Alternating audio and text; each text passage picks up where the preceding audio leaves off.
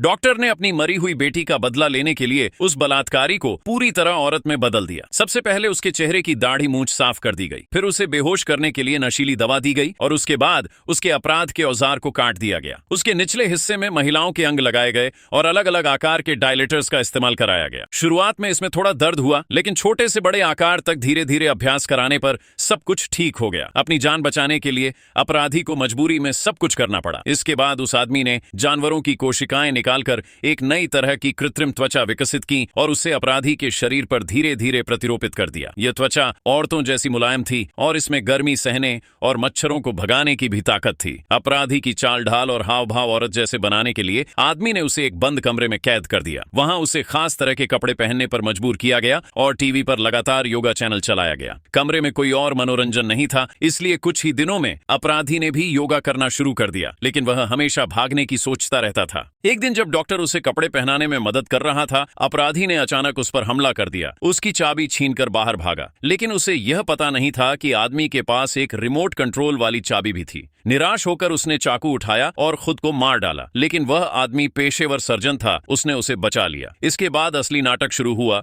Doctor ने उसे बंद कमरे में कैद कर दिया और बिस्तर पर तरह तरह की खूबसूरत फ्रॉक और स्कर्टें रख दी, लेकिन अपराधी हर बार उन्हें फाड़कर अपना गुस्सा निकालता था। उसे पूरी तरह औरत बनाने के लिए डॉक्टर ने एक आया रख ली। आया की देखभाल में अपराधी ने धीरे धीरे सब कुछ स्वीकार करना शुरू किया। डॉक्टर ने उसे ढेर सारी कॉस्मेटिक्स भी इनाम में दी। कमरे में और कुछ करने को न होने के कारण वह हर दिन मेकअप करके समय बिताने लगा और उसमें औरतों जैसी खूबियां आने लगीं। डॉक्टर भी उसे देखकर कुछ लगाव महसूस करने लगा। लेकिन एक दिन आया का बेटा अचानक वहां आ पहुंचा। वह तो बस खाना खाने आया था, लेकिन उसने कैमरे में उस कमरे के अंदर की महिला को देख लिया। उसकी परफेक्ट बॉडी देखकर उसकी हवस जाग गई।